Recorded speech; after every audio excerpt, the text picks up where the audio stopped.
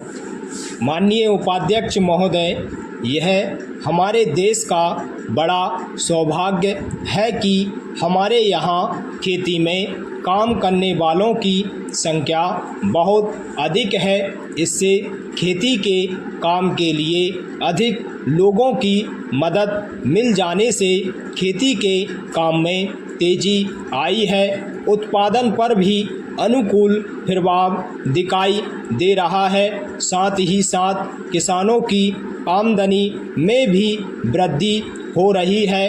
कुछ समय पहले हमारे देश के योजना मंत्री जी ने बताया था कि देश में बेरोजगारों की संख्या बहुत बढ़ रही है, जिन्हें हम खेती के काम में लगा सकते हैं। हमको कभी ऐसा कोई भी काम नहीं करना चाहिए जिससे बेरोजगार लोग खेती के काम को छोड़कर शहरों की ओर आना शुरू कर दें। मंत्री महोदय के कहने का मतलब यह है कि हमें खेती में काम करने वाले किसानों को अधिक से अधिक सुविधाएं देनी होंगी, जिससे वे लोग अच्छी तरह से अपने परिवार का पालन कर सकें और अपने बच्चों को शिक्षा के लिए स्कूल भेज सकें। एक समय था जब हमारे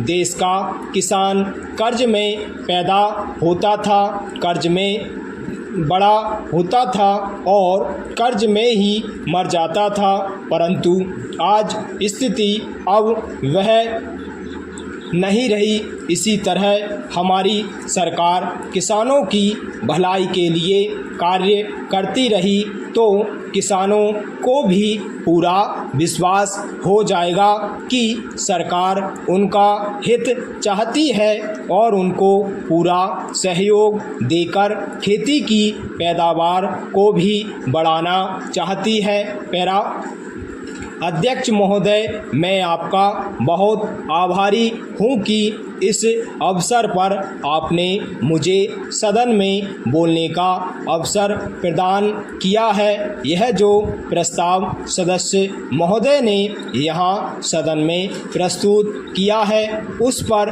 दोनों तरफ के लोगों ने अपने अपने विचार प्रकट किए हैं। मुझे बड़ी प्रसन्नता है कि आज दोनों तरफ के लोगों ने एक ही आवाज़ में इस प्रस्ताव का समर्थन किया है। शायद यह पहला अवसर है जब इस प्रस्ताव पर सभी सदस्यों ने अपनी सहमति प्रकट की है। मुझे इस बात की आशा है कि यह जो प्रस्ताव है उसे मंत्री जी के द्वारा स्वीकार कर लिया जाएगा और उसके बाद देश के किसानों को उनके अनाज का उचित मूल्य भी उनको दे दिया जाएगा।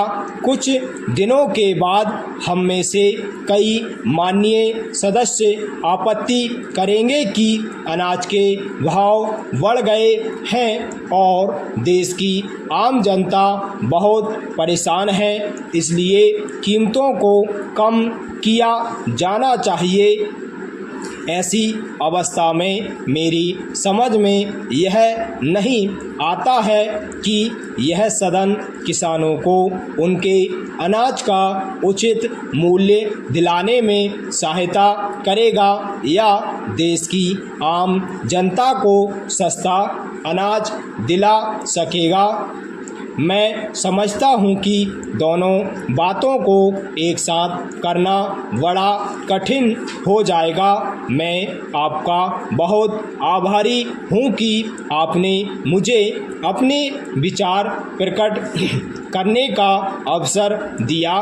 पैरा माननीय उपाध्यक्ष महोदय, अगर आप मुझे थोड़ा सा और समय दें तो मैं अपने इलाके की कुछ गंभीर समस्याओं की ओर इस सदन का ध्यान आकर्षित करना चाहता हूं। मैं आग्रह करता हूं कि मेरे क्षेत्र के लिए सिंचाई की योजना बनाकर पूरा करने की समय सीमा निर्धारित करें, जिससे योजना का लाभ जल्द से जल्द किसानों को प्राप्त हो सके।